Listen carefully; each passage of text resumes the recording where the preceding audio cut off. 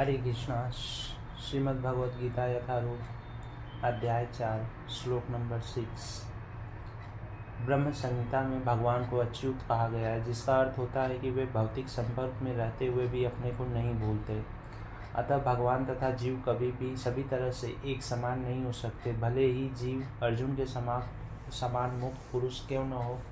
यद्यपि अर्जुन भगवान का भक्त है, किंतु कभी कभी वह भी भगवान की प्रकृति को भूल जाता है। किंतु दैवी कृपा से भक्त तुरंत भगवान की अच्युत स्थिति को समझ जाता है, जबकि अभक्त या असुर इस दिव्य प्रकृति को नहीं समझ पाता। फलस्वरूप गीता के विवरण आसुरी मस्तिष्कों में नहीं चढ़ पाते। कृष्ण को लाखों वर्ष पूर्व संपन्न कार्यों की स्मृति बनी हुई है, किंतु अर्जुन को स्मरण नहीं है। यद्यपि अर्जुन तथा कृष्ण दोनों ही शाश्वत स्वभाव के हैं।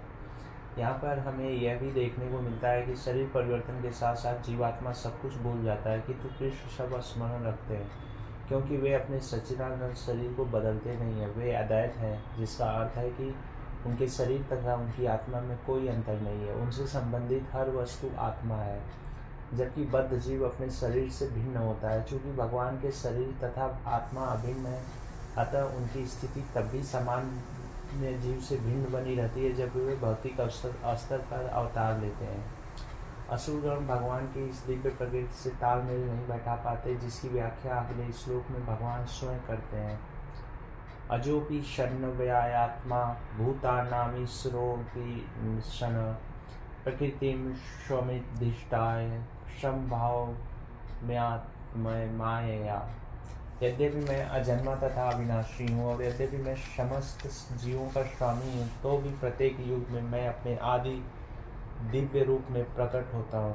तात्पर्य: भगवान ने अपने जन्म की विलक्षणता बताई है, क्योंकि यद्यपि वे सामान्य पुरुष की भांति प्रकट हो सकते हैं, किंतु उन्हें विगत अनेकानेक जन्मों की पूर्ण स्मृति बनी रहती है, जबकि सामान्य मनुष्य को कुछ ही घंटे पूर्व की घटना स्मरण नहीं बनी रहती। यदि कोई पूछे कि एक दिन पूर्व इसी समय तुम क्या कर रहे थे, तो सामान्य व्यक्ति के लिए इसका तत्काल उत्तर दे पाना कठिन होगा।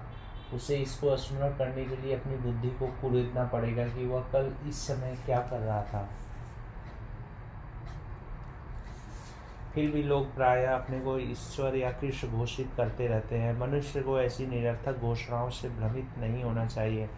अब भगवान दोबारा अपनी प्रकृति या स्वरूप की व्याख्या करते हैं। प्रकृति का अर्थ स्वभाव तथा स्वरूप दोनों है।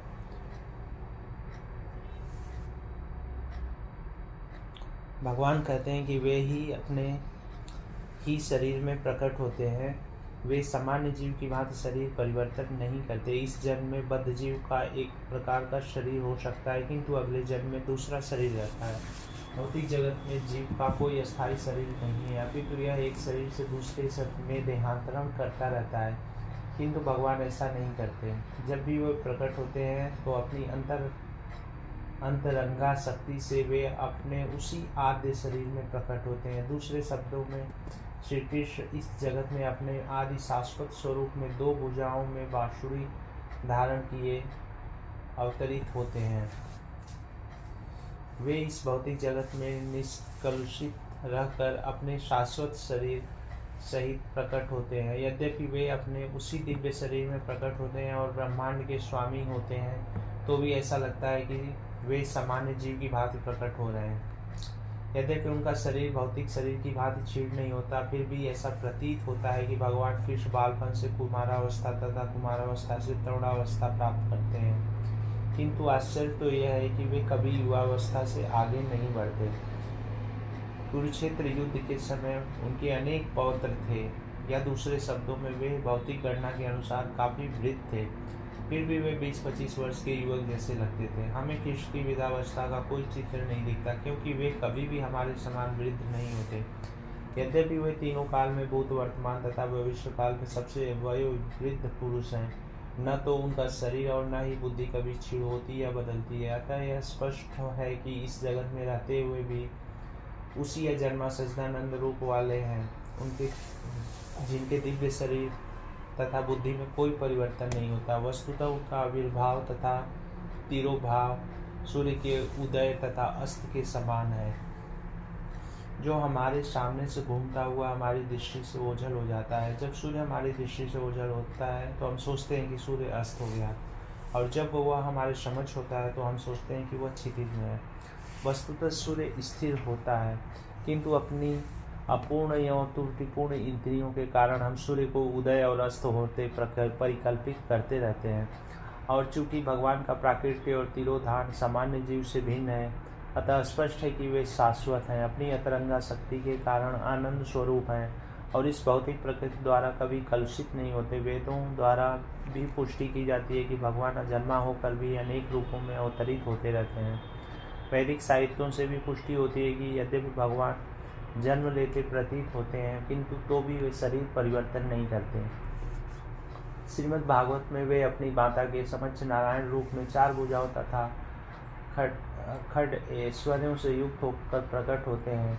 उनका आद्य शाश्वत रूप में प्राकट्य उनकी अहेतुकी कृपा है, जो जीवों को प्रदान की जाती है, जिससे वे भगवान के यथारूप में अपना ध्यान केंद्रित कर सकें, न कि निर्विशेषवादियों द्वारा मनोधर्म या कल्पनाओं पर आधारित रूप में।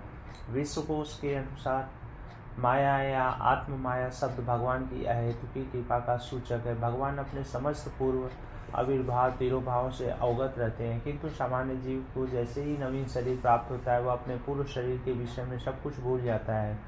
वे समस्त जीवों के स्वामी हैं, क्योंकि इस धरा पर रहते हुए वे आश्चर्यजनक तथा अतिमानवीय लीलाएं करते रहते हैं।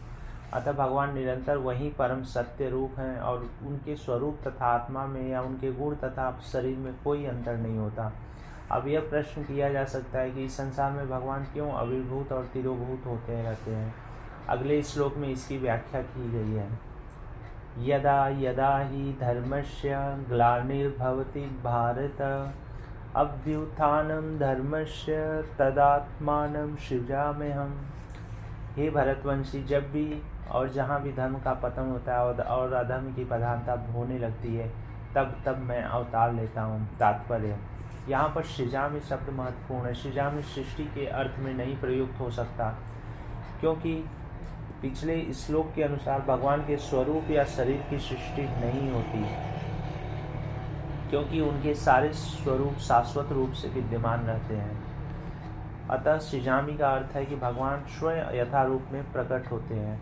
यद्यपि भगवान कार्यक्रमानुसार अर्थात ब्रह्मा के एक दिन में 7वें मनु के 28वें युग में द्वापर के अंत में प्रकट होते हैं, किंतु वे इस नियम का पालन करने के लिए बाध्य नहीं है, क्योंकि वे स्वेच्छा से कर्म करने के लिए स्वतंत्र हैं।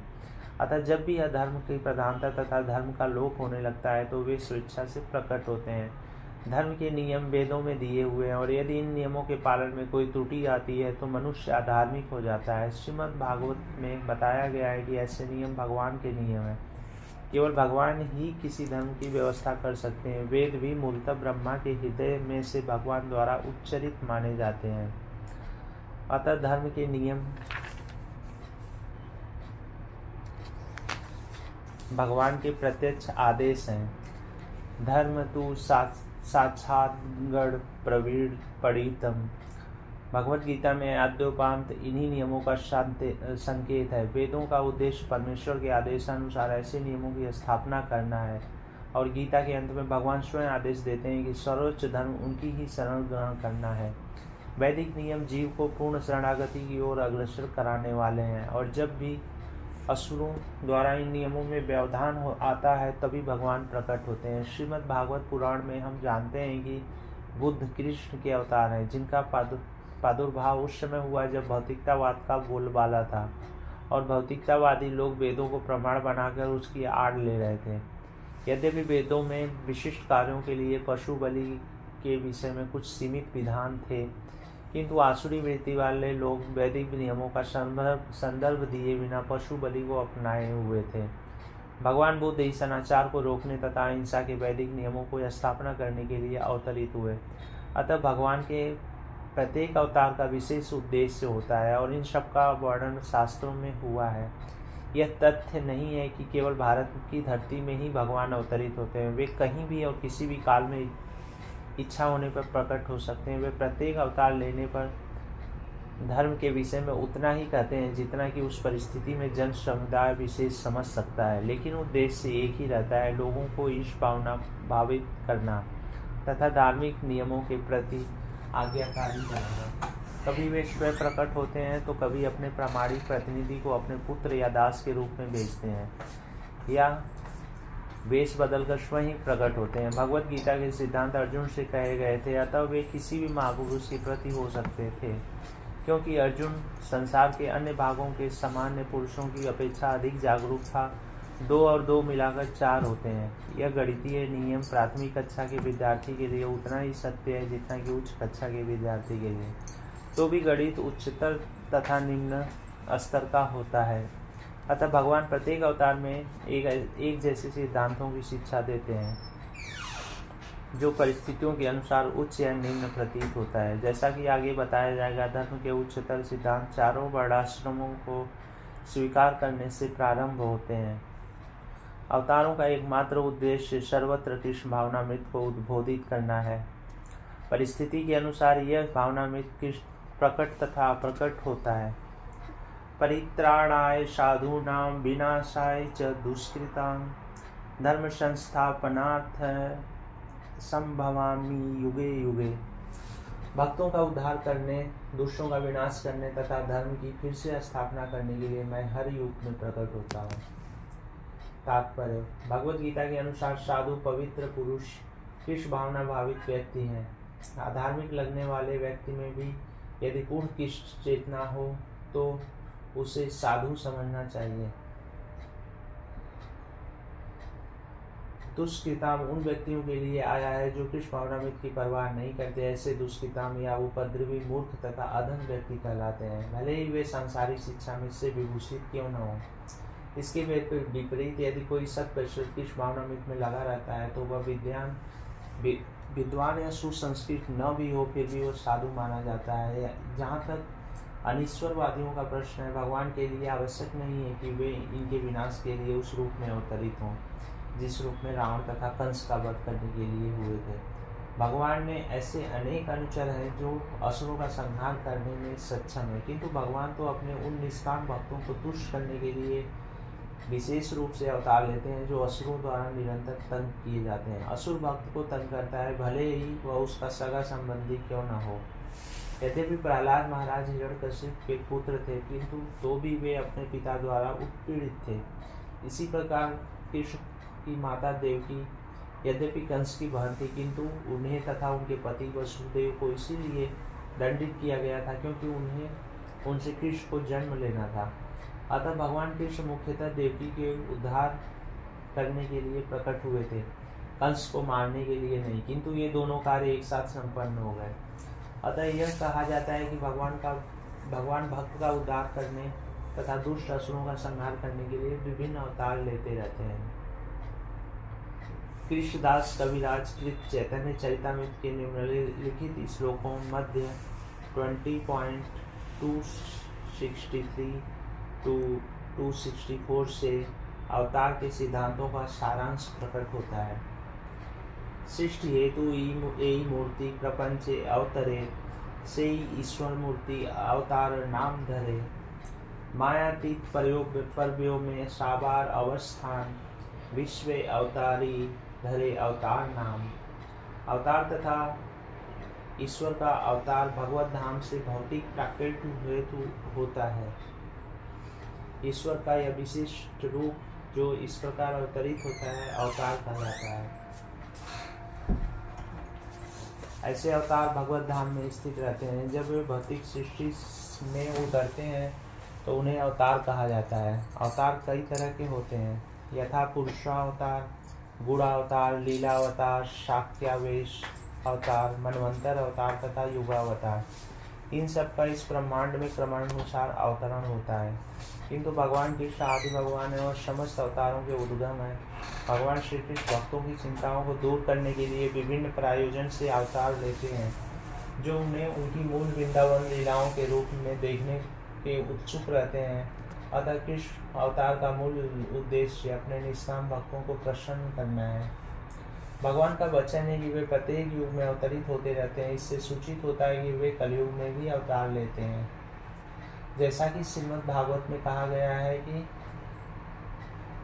कलयुग के अवतार भगवान चैतन्य महाप्रभु हैं, जिन्होंने संकीर्तन आंदोलन के द्वारा कृष्ण पूजा का प्रसार किया और पूरे भारत में कृष्ण भावनामृत का विस्तार किया।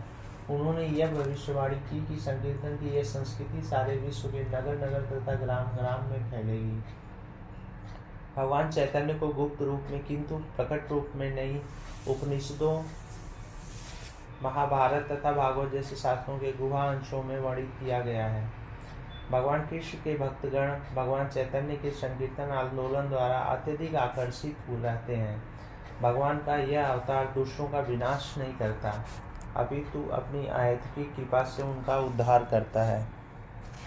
हरे कृष्णा।